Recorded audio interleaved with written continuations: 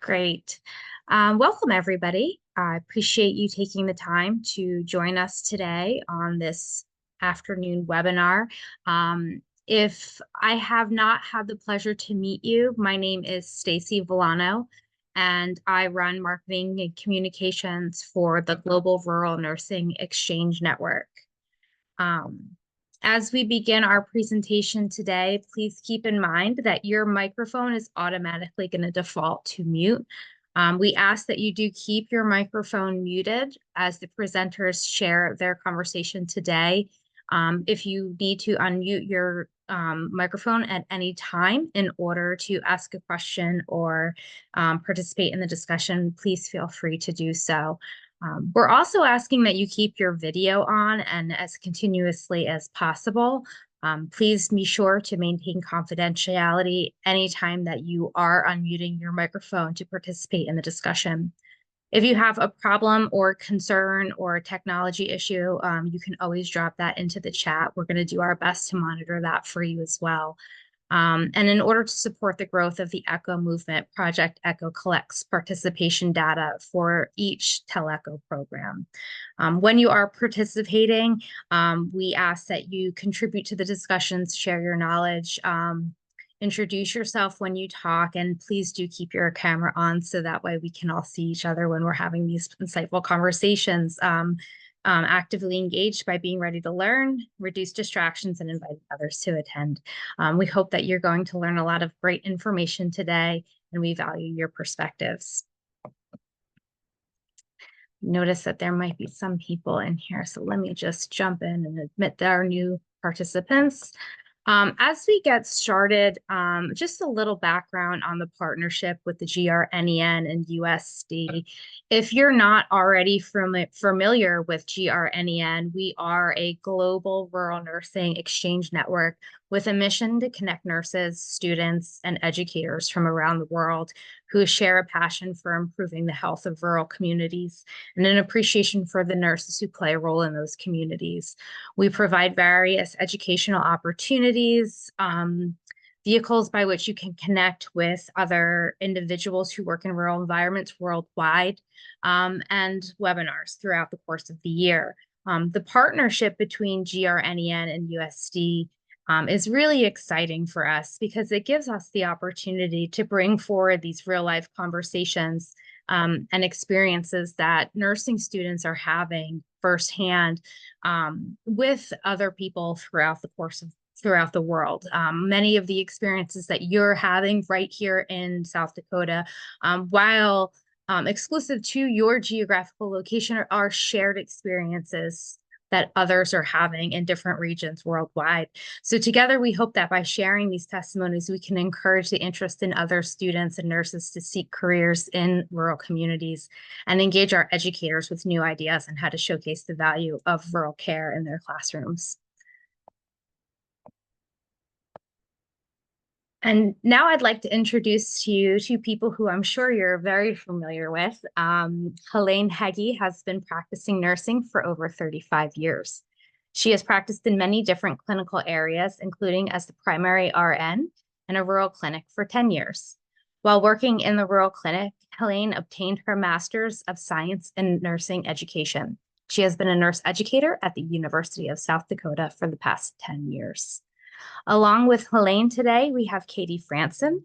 Katie is an instructor at the University of South Dakota in Vermilion. She has been a nurse for 14 years. She has worked in a rural health setting and continues to work PRN in a critical access hospital. Katie is the coordinator of the USD Nursing Lab and Simulation Experiences.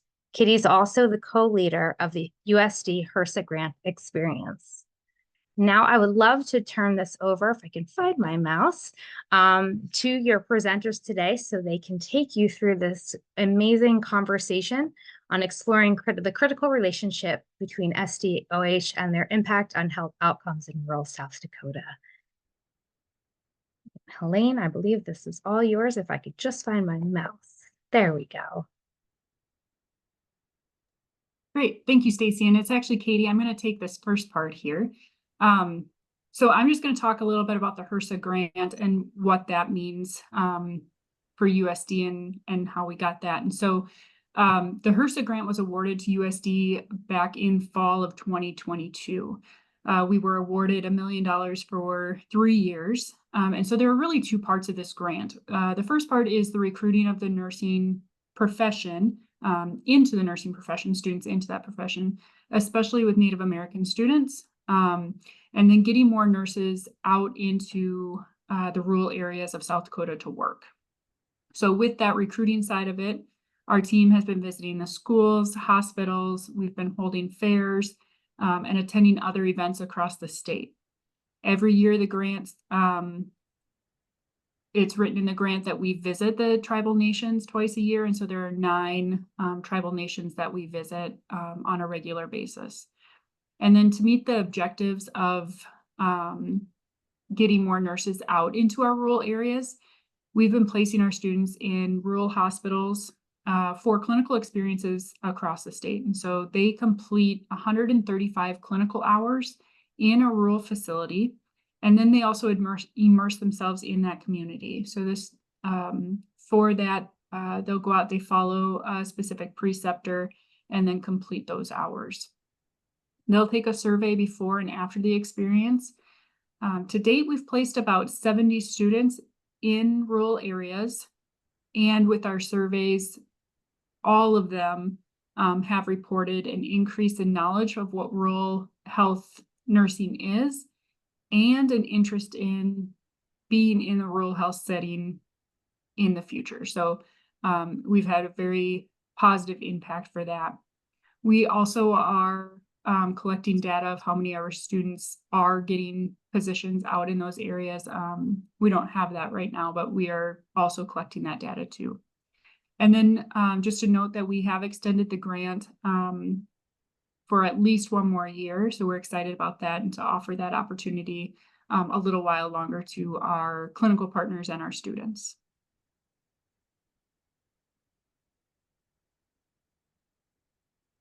All right, well, thank you, Katie, and we'll go on to the next slide. So as Stacy shared, we have a global audience with us today. And so it's important for everyone to get the geographic information about where South Dakota is at.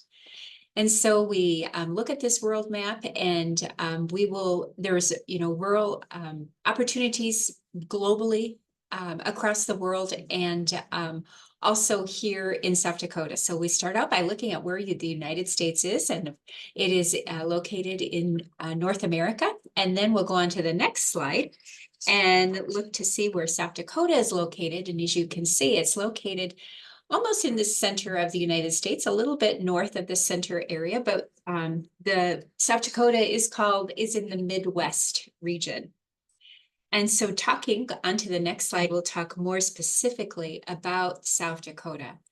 And so South Dakota is a unique state in that on the western or the left side of the state, we are fortunate enough to have the Black Hills, which is a mountainous region, a beautiful vacationing location, of course, with Mount Rushmore there that attracts many people from across the nation to South Dakota to explore those areas. And then on the eastern side of the state is more of a farming ground and of a flatter region. And on the eastern side of the state is our largest city, which is Sioux Falls. And that's the largest city in South Dakota. And then the second largest city is on the western end of the state, which is Rapid City. So in between those areas, to travel from the western end to the eastern end of the state would take about 7 hours nonstop if you went through. It's about 450 miles or 724 kilometers.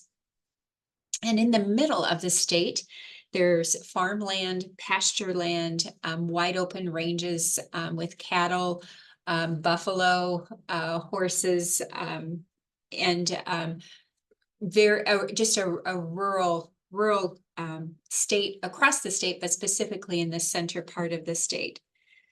So, and as Katie said, there's 9 tribal nations throughout the state of South Dakota.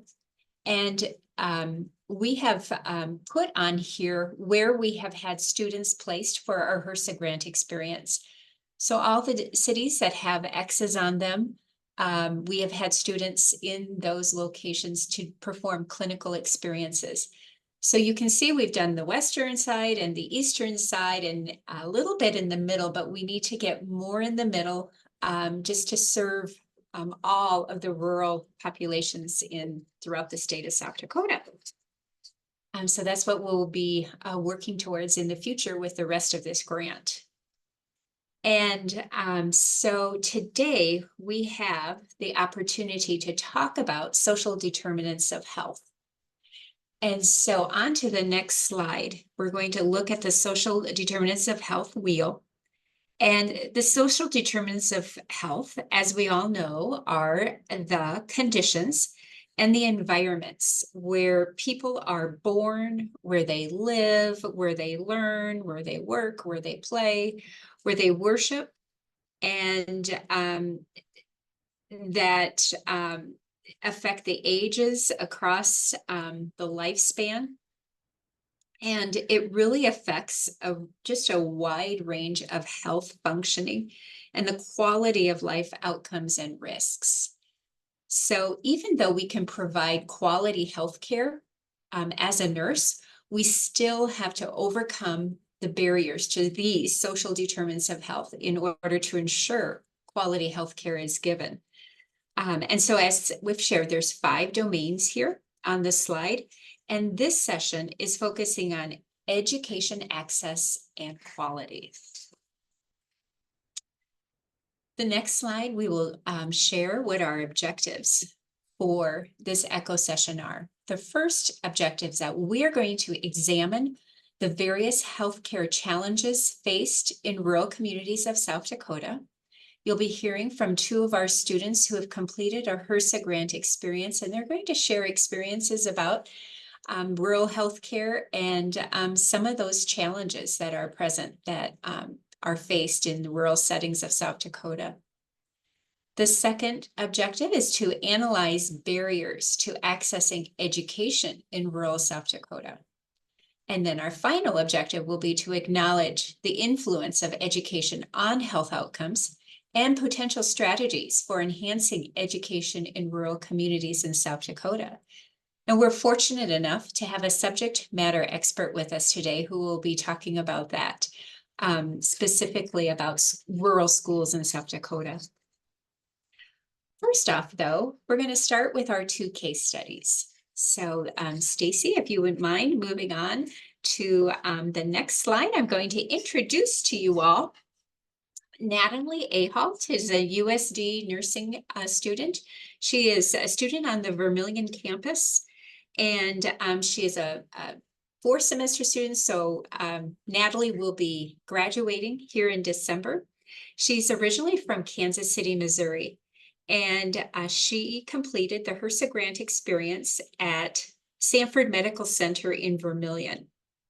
And so I welcome Natalie and ask her to share about her experiences in her rural setting. Thank you, Natalie.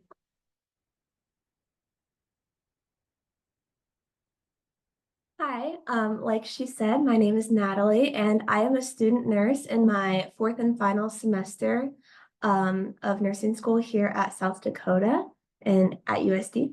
And I had the opportunity to experience Vermilion, South Dakota, and their hospital in December of 2023. The hospital is called the Sanford Vermilion Medical Center, and it is located within the city of Vermilion, South Dakota. Vermilion is 10 minutes from Highway I-29, which starts in Kansas City, Missouri, kind of in the middle of the United States, and travels all the way north to the Canadian border. Vermilion is a short drive away from the Iowa and Nebraska borders as well, and it is about an hour south of Sioux Falls, which is the largest city in South Dakota. Vermilion is south of Canton, which is our other case study. And Vermilion's demographic is unique. It does set it apart from other rural areas in South Dakota. The University of South Dakota is also located in Vermilion, and it attracts close to 10,000 students during the school year. And although the town's population is close to 11,000 without students, Vermilion is very high in young people and young working professionals. Significant poverty also exists in Vermilion. Their 2022 census shows us that 26.2% of the population lives underneath the poverty line, which is about double the rate for South Dakota as a whole. Vermilion is very fortunate to have their Sanford Vermilion Medical Center. The facility itself was built in 1935 and rebuilt in 2014. Sanford Health is the company that runs this hospital, and they are a large company here in the Midwest of the United States. The Sanford Vermilion Medical Center has 25 beds, which includes 4 emergency department beds and 2 labor and delivery beds. The hospital offers pediatric and outpatient services, as well as swing bed and acute stay patients. And a really great thing about this facility that I think a lot of the members of the community appreciate is that the hospital itself is in the same building as the Vermilion Care Center and the Vermilion Clinic. So, for example, if there was a nursing home resident who needed medical attention, they could be wheeled right over to the clinic or the hospital since it's right there in that same building. During my clinical experience at this facility, I spent time following a seasoned RN. We talked about nursing concepts while caring for the various patients admitted into the facility. I spent time in the general hospital in kind of their med-surg area, but I also got to spend a couple days in their ED as well. One thing I noticed was the vast amount of low income and low socioeconomic patients. I remember many patients who appeared at the emergency department in hopes of receiving treatment as they did not have access to traditional doctor's visits. Many were denied as swing bed or acute stay patients due to their lack of insurance. And I remember one patient in particular, I think she was 1 year away from qualifying for, I believe, Medicare, and she needed medical attention. She came to the emergency department. I believe she got fluids, maybe some pain medicine, and she was denied as an acute or a swing bed patient because she just didn't have the insurance. And so she was sent home after a brief stay in the emergency department. So that experience really sticks out to me when I talk about this concept. This was my first time consistently attending clinicals at one facility, and it greatly boosted my confidence before returning to nursing classes at the University of South Dakota the following month.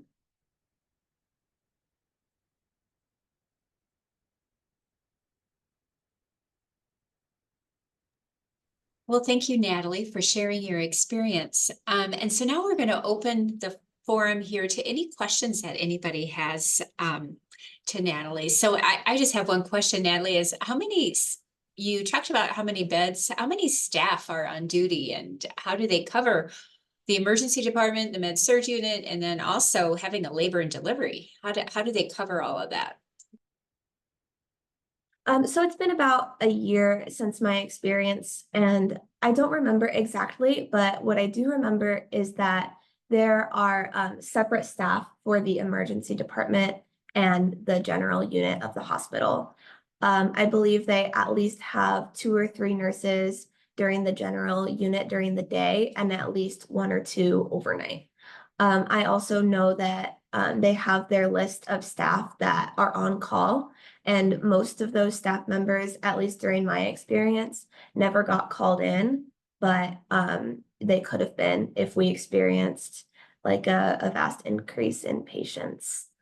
I remember there was a couple nurses on the unit who were specifically trained in labor and delivery. So those nurses would typically get those patients.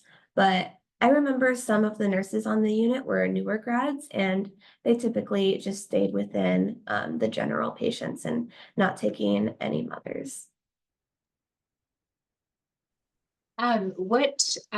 With this being a critical access hospital, when somebody is critically ill, how did you handle those situations? Were you able to treat them there in Vermilion?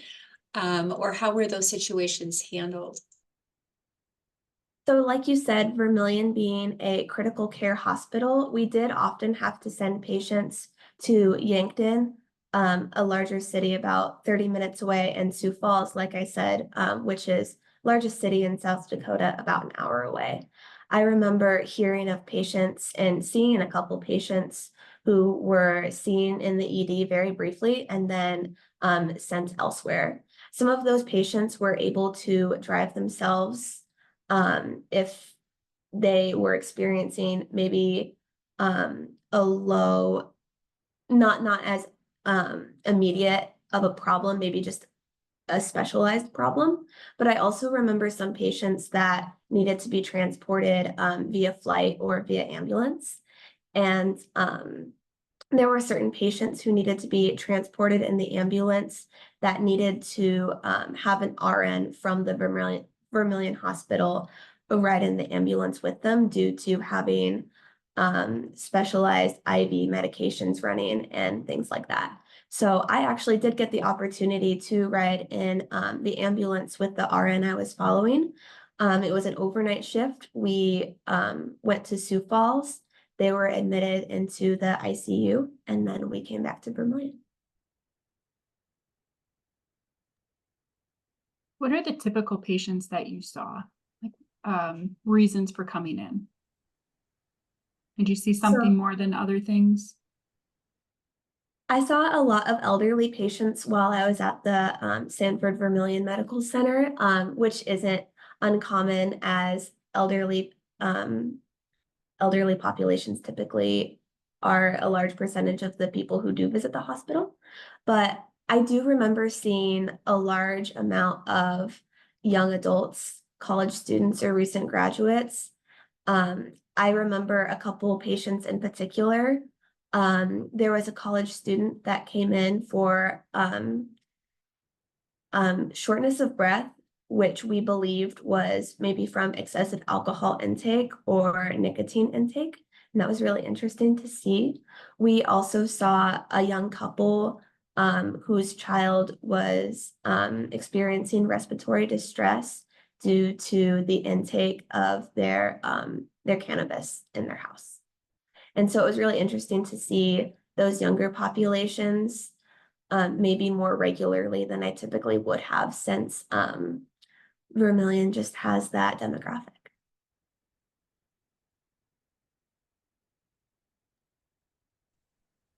Well, thank you for sharing your experiences with us, Natalie. And we will have time at the end of our presentation also for anybody to ask questions, but just for making sure we're staying on our time for our schedule for our 1 hour echo session here, we're going to move on now. I would like to introduce you to Rachel Phillips. And Rachel Phillips is a 4th semester nursing student who will be graduating in December. And she lives in the Dakota Dunes region in the southeastern corner of the state of South Dakota. And Rachel did her HRSA grant clinical experience at Sanford Canton Inwood Medical Center in Canton, South Dakota. So Rachel, I'm gonna hand it over to you to please share about your experience. Thank you, Helene. It's a pleasure to share a little bit about the community of Canton, South Dakota. Canton Inwood Medical Center is an 11-bed critical access hospital serving the rural communities of Canton, Inwood, and Fairview, South Dakota. They have an emergency department. They have the capability of doing general surgery. They offer physical therapy, occupational therapy, radiology, sleep medicine, and on one end of the building, they have a family practice clinic for folks to come in to see their family practitioner. So in Canton, there are about 3,100 people with 1,500 employed and 880 youth attending the schools there. Canton is located 10 miles east of I-29 and 1 mile west of the Iowa border, with the Big Sioux River running along the southern border of town. The area is flat and supported with industry and farmland. It's also in close proximity to a really nice golf course. Based on a 2022 needs analysis, Canton struggles to provide access to senior care and affordable housing for seniors. The elderly are forced from their homes due to unsafe living conditions and the inability to care for themselves. Now, considering that there are a number of in-home health companies and the support of the Canton Inwood Medical Center, there still has been a shortage of in-home health services and assisted living facilities in the area. So a recommendation made through this survey would be to build a one-level apartment complex offering independent and assisted living with home health services. This would be a partnership between Sanford Health, Canton Housing and Redevelopment, and Canton Public Housing. Now, my experience at Sanford, Canton Inwood Medical Center, involved caring for patients that were admitted for acute care, swing bed, and observation.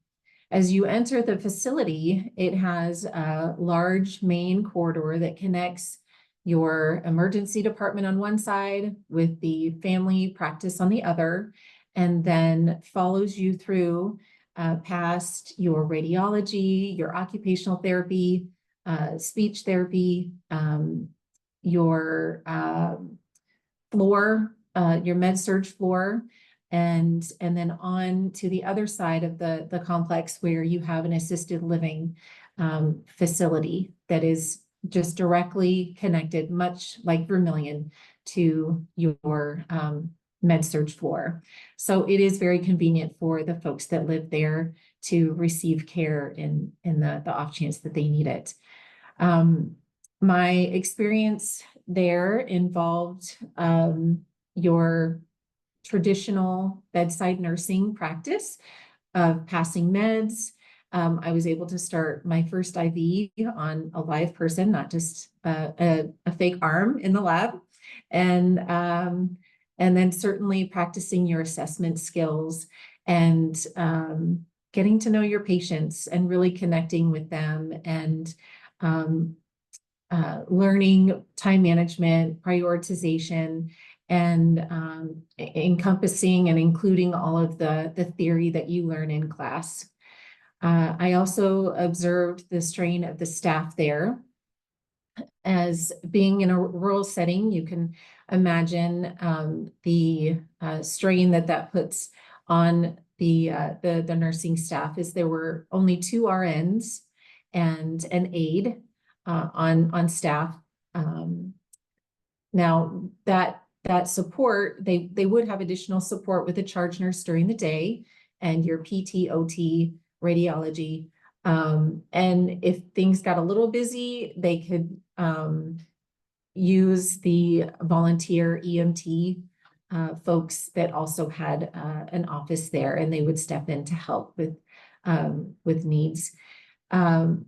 Things would get a little tricky at night, though, when all of the daytime staff would go home and you had your 2 nurses and your aide, and your emergency department would have visitors, and it was not fully staffed. The nurses and aide would stay there on the floor with the patients until a call would come in, and then one of the nurses would go down and address the need of that emergency department patient. Certainly, depending on the care that they needed, they would have the on-call physician come in and certainly address those needs, and the emergency or the EMT paramedics were on call, so you could call them in if you needed to. The same with radiology. So it was, kind of a skeleton crew, if you will, in the evening until there was a higher priority need that required additional assistance. But a lot of the cases that you saw in the emergency department were alcohol intoxication, and lacerations from industrial accidents within the area. So certainly having the physician on call was helpful for them to be able to come in and give you orders for what to do. But I learned so much at Canton. I learned how to take care of JP drains, wound vacs. They had patients that would come in during the day for infusion therapies, and then just your day-to-day inpatient cares. So I would highly recommend the HRSA experience. It really built my confidence and my foundational skills in nursing. And I appreciate the opportunity that I had to participate in that.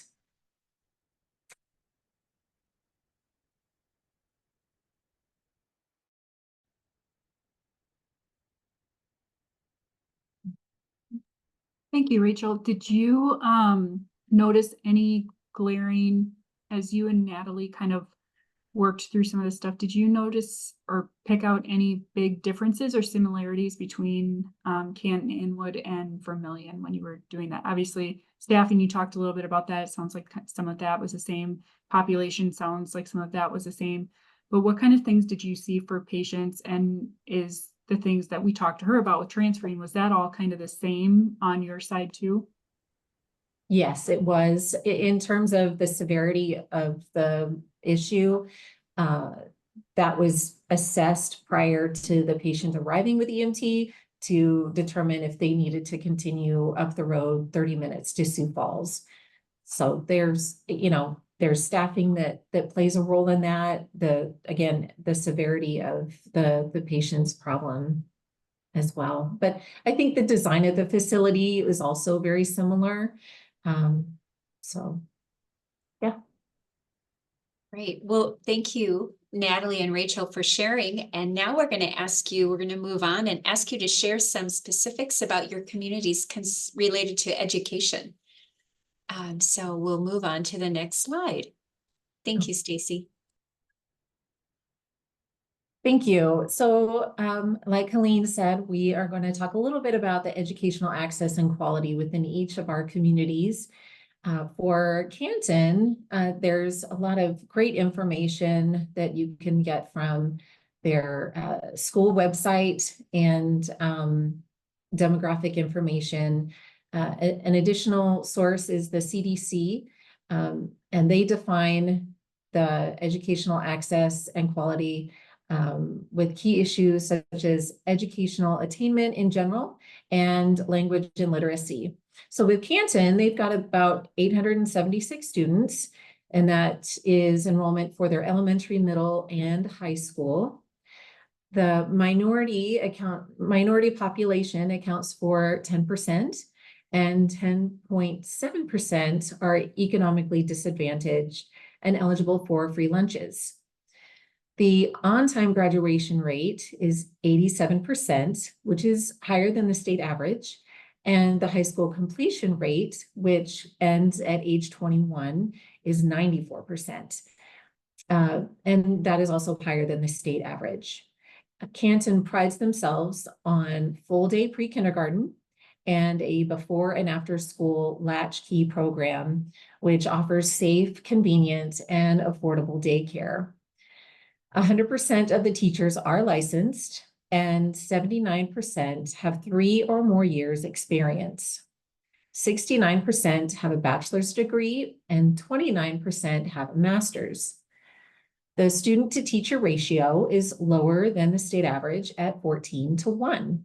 There are 2 full-time counselors for the district and 33 special ed teachers in the district, offering services to the 98 students with economic disadvantages and 88 students with disabilities.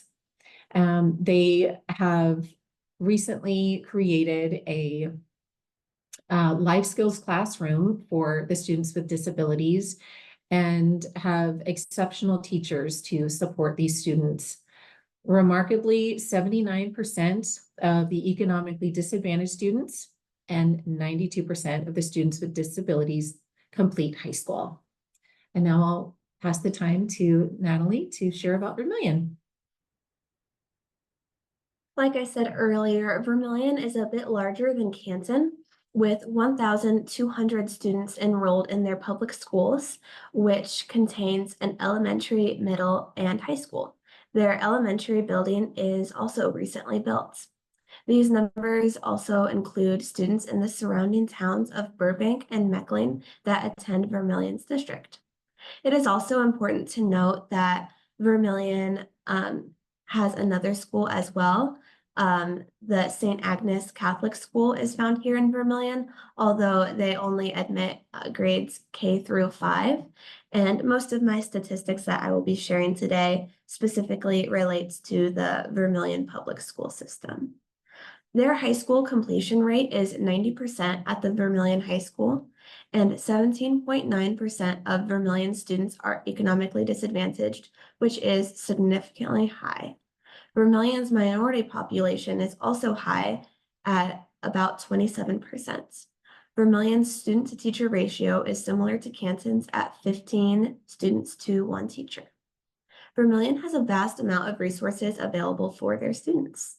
One great resource in Vermilion is their Head Start program to help lower socioeconomic families with academic resources and academic success. The school district also offers a wide variety of scholarships, free ACT prep, and dual credit high school classes. Rural cities in general in South Dakota often are at a disadvantage educationally due to the increased levels of poverty, lack of resources, and lack of funding. These truths are prevalent in Vermilion, South Dakota, and in Canton. But it was interesting to immerse myself in the Sanford Vermilion Medical Center and experience these truths firsthand. I remember many young people whose admissions were related to substance abuse. I mentioned earlier the child who had the drug toxicity and was experiencing shortness of breath and respiratory distress. There were also many admissions related to nicotine intake. Education was necessary for these patients. There were also so many admissions to the ED, like I said, that probably would have been clinic visits normally, but with the significant percentage of people who cannot afford or lack the insurance or other resources to participate and check up in doctor visits, the number was a little bit higher. This issue can also be related to education because learning about health and wellness can determine how successful an individual is at keeping themselves healthy and safe. Lack of education and resources as a child can also affect poverty as an adult. Vermilion is lucky to have so many programs in place to promote education, as there are more resources for education, specifically to the young and disadvantaged population.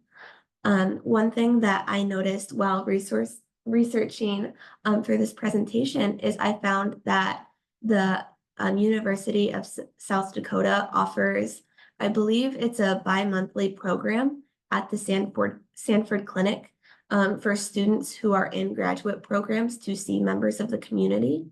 And I believe it's at either a free or decreased rate.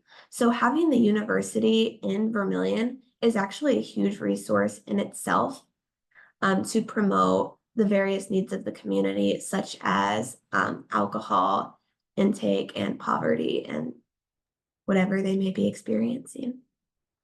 Thank you, Natalie, for sharing that. And thank you, Rachel, for your information as well. Also, I just want to, yes, you're right, Rachel, about USD Clinic. And also in Sioux Falls, there's a Coyote Clinic as well. And you brought attention to how people, and many people in rural communities with problems with access to health care insurance, that they do use the emergency department for their primary health care. So that's a huge problem. So you've really brought that to light in this presentation. So thank you for that. We're going to move on now to our subject matter expert, and it is my honor to introduce to you Chris Sweeter. And Chris grew up and was raised in Highmore, South Dakota, which was kind of in the middle of the state there, where it was pretty rural area that when we talked before about South Dakota. She attended South Dakota State University and obtained a bachelor's degree in human development and family students, and then a master's degree in school counseling. And she's been a school counselor for 12 years, and she first served at the Agar Blunt Oneida School District, which is located in central South Dakota as well. And then for the past 3 years, she's been a school counselor at the Freeman School District in Freeman, South Dakota, where she serves over 400 students, including 2 Hutterite colonies. So Chris, welcome.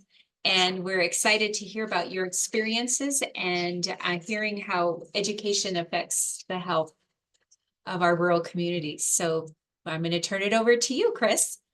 Okay, thank you.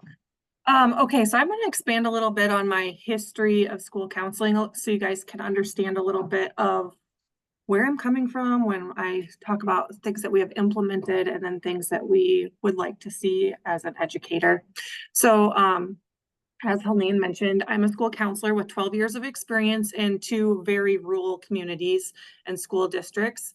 My first 9 years were spent at ABO, and it's in central South Dakota, and it was particularly unique as it was funded by agricultural taxable valuations rather than state aid. So the town within our district was very rich in agricultural resources and was home to many families, but it was home to many families who couldn't afford housing, especially in nearby Pierre, which led them to live in Blunt and commute for work. And around 2017, the construction of an ethanol plant in town brought a surge of new community members, including migrant workers and English language learners, as well as their families. These students typically stayed with us for about 3 to 6 months until their parents finished whatever particular job at the plant, and then they moved on before going to the next location. And then now the past 3 years, I have been working at the Freeman School District, which serves about 400 students pre-K through 12. Notably, 84 of those students reside in our 2 local Hutterite colonies, most of whom have a religious exemption and conclude their education after the 8th grade. Freeman is fortunate to have a local hospital, assisted living facility, nursing home, clinic, and emergency department, which provide essential services to our community, which is something new for me since moving here. Over the past 12 years, I've identified several areas of concern, particularly regarding to mental health resources. The lack of mental health resources in these rural communities is a significant factor contributing to many of my students not having their healthcare needs met. For example, if I have a student who is in active suicidal ideation, I typically have 3 different options. I can, 1, send them to our local ER, and as the girls have mentioned, are sometimes not staffed fully to what they need. And so then that usually typically results in them sitting in an ER room waiting many hours to be screened by a doctor, usually put on screen from Avera Behavioral Health. And then my second option is to refer them to Lewis and Clark Behavioral Health in Yankton, South Dakota, which is about 35 minutes away from us, or send them to Avera Behavioral Health in Sioux Falls, which is over 45 minutes away. So these situations place a huge strain on our families and students, particularly those in lower socioeconomic backgrounds. Many times they don't have the funds to make the trip. They face challenges having to leave work, especially given the nature of shift changes and all their obligations. Additionally, providing mental health resources, access to healthcare, and parenting classes for our lower economic families is crucial to improving attendance and graduation rates. Many of you may be familiar with the ACEs study and the numerous factors that influence the health of our students and family. Another concern we have is transportation to these larger facilities, where I have frequently had to involve local law enforcement to transport students to an emergency room or to health centers for evaluations. Another significant factor is our English learning students come from lower socioeconomic backgrounds. Oftentimes they are first-time residents in our country and they're trying to establish themselves. So consequently, we frequently observe lower attendance and difficulties with focus at school, and it's often usually linked to dental and vision issues. So back backtracking a little bit to our Hutterite colonies, as I mentioned earlier, a lot of them are done with schooling by the time that they are in 8th grade. And there is a cyber school in South Dakota. And they actually, one of them has been providing free education to our Hutterite colonies by allowing students beyond the 8th grade to take credit-bearing classes and coursework through these virtual platforms. However, participation depends on the colony's agreement. So in my particular district, I have 2 colonies. The one colony decided to participate and the other one decided to opt out. Unfortunately, this agreement has ended due to low participation and lack of completion from the students. And I feel like they just need a more structured space with someone watching over them. And again, that comes with funding from the school district. So, as we all know, a high school diploma contributes to greater financial stability and access to work benefits, which in turn is positive to our students. It leads to reduced financial strain, the ability for parents to take sick days when their children are sick and get them to healthcare centers or even just help nursing them at home, and access to health insurance for visits to clinics and specialty care. So my particular school districts, the 2 that I have worked for, have been using quite a few different strategies. We're implementing a bunch of different things to provide or bridge the gap and provide opportunities for our students. So the first thing that we noticed in my recent school district is we have a lot of students who should qualify for free and reduced lunches. So we have been finding new ways to encourage parents to fill out our free and reduced lunch form. This year, we gave every student a paper copy of it. And then we had an open house, and we had kind of a little map deal that they had to fill out. And so that was one of their stops. We did see an increase in those filled out, which is then putting food in our students' bellies, reducing that financial strain on our parents. Another thing that we have is a weekend backpack food program. So a bunch of our local community members and business volunteer their time and money to provide students with free food over the weekend if the students and parents sign up for that. And new this year, which I'm very excited about, is our free preschool program. So I know it was mentioned earlier, Head Start and providing preschool to all of our students. So we saw a huge need for a preschool program in our school district. There was a huge learning gap between our students who paid for private preschool programs versus the students who were not attending a preschool. So new this year, we have offered a free 5 days a week preschool to all 5-year-olds in our school district. Our junior and senior high students attend different job and career fairs throughout the school year. It might be specific to one content area or have a broad range of topics and colleges attending. Also new this school year, there has been a huge push in South Dakota, and I know in other surrounding states, for a CTE, which is Career and Technical Education Programs.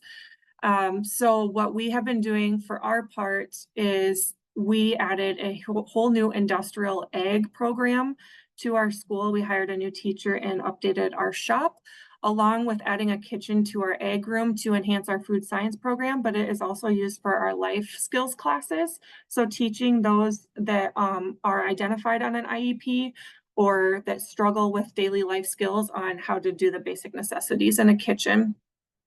Our juniors and seniors are able to jumpstart on their college education by participating in our state's dual credit program if they qualify. Something that our school district does that some others do not is we offer virtual classes through the virtual school to allow students who have failed a class to remedial courses to stay on track to graduate. It's important for those students to get their high school diploma, and that's just one step that we're taking to help with that. Also, the push for the CTE courses, we are partnered with our local hospital, so Freeman Regional and Lake Area Technical College, and we provide CNA apprenticeship programs to our students who are 16 years or older. So we have a ton of students who are taking that opportunity. They are loving it. It's been a great experience for us. And then we also are implementing the NCRC, which is the National Career Readiness Certificate. So all of our seniors every single year take the NCRC exam, And this is pretty much to see if they're employable. And then the state of South Dakota has a lot of their employers on there, so these students can take the certificate, show them that, yes, I would be a good employee for you. So we're helping bridge that gap there of leaving our district to being employable, whether that be in college or in the workforce. Looking at some different things on areas where I feel like we could improve or are actively working to enhance are increasing the availability of on-site mental health counselors within our school. Currently, I am the only school counselor, and the ratio is supposed to be 1 to 250, and I am 1 to 430 about right now. So I bring a lot of mental health counselors on site, but it is run through the parents' insurance. So another hiccup there for us. Sometimes they do not have that, and they don't have the sliding fee scales at some of these places that we're using. Collaborating with local hospital and emergency room to ensure suicide assessment documentation is completed and shared with the school if the parents are allowing that, to help follow up and make sure our students are safe and taken care of. Actively seeking to hire an additional school counselor to achieve the target ratio of 1 counselor to every 250 students. Another thing I think that would be really helpful for us is establishing an after-school program. So providing that resource for our families who cannot afford daycare after school or have family within the community for their students to go to. Providing a more accessible crisis mental health option for our families. Like I said, they have to travel quite a ways away, and it's a huge issue for them sometimes. And then offering a more structured and comprehensive ACT prep for our course for our students. So obviously there's a lot of different issues. You've all raised some various important concerns when I was listening to what you guys found in the rural hospitals and clinics. So I am welcome to your questions and can help you out wherever is needed. Oh my goodness, Chris, you are very busy. Yes. Oh my heavens. That, I think you've really presented the importance of education and the importance of students and adolescents being in school because of all the things that you're working on and all the benefits. And I feel for those students that, completed 8th grade education and they don't have access then to all those different programs that you're talking about. So yeah, yes, again, we open it up to everyone. You are welcome to use the chat box as well. If anybody has questions for Chris concerning the school system, Natalie and Rachel concerning their clinical experiences, we welcome questions from everyone if there are any.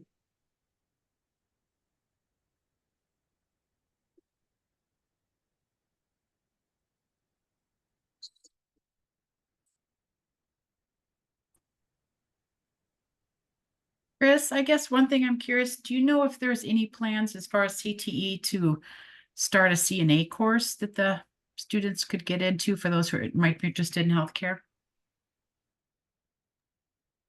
The Department of Education and the Department of Labor have been really working hard on providing those resources.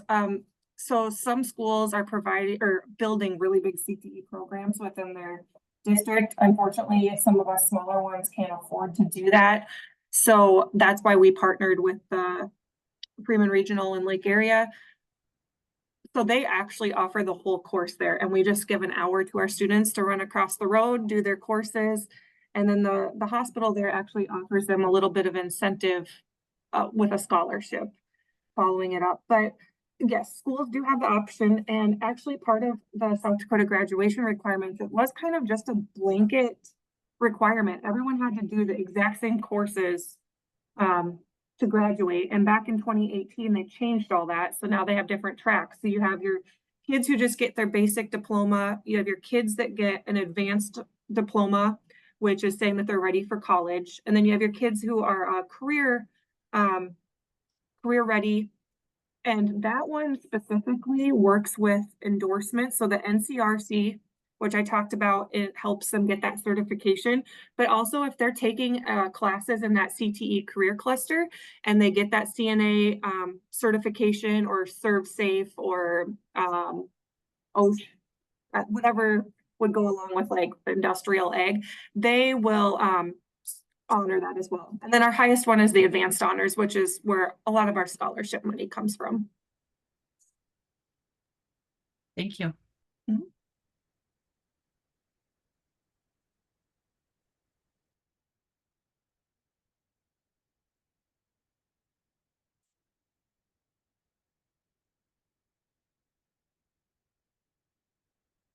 Well, if there are no other questions at this time, if afterwards you think of any questions, be sure and let our team know if they have any questions.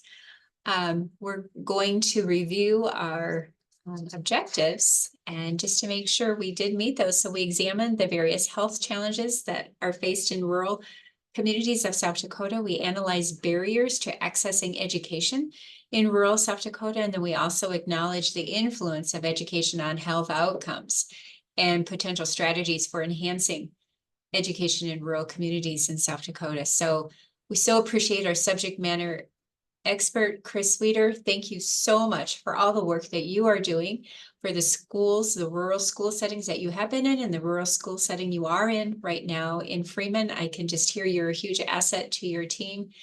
Thank you for all you're doing. Natalie and Rachel, thank you so much for sharing your rural experiences with us and for participating in the HRSA grant experience. We so appreciate that.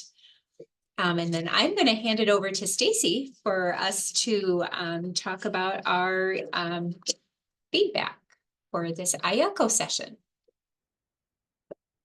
Yes, following this session today, you will be receiving a survey. It goes a long way to helping us create future programming. So we do hope that you will take a few brief moments to complete that for us once it's received.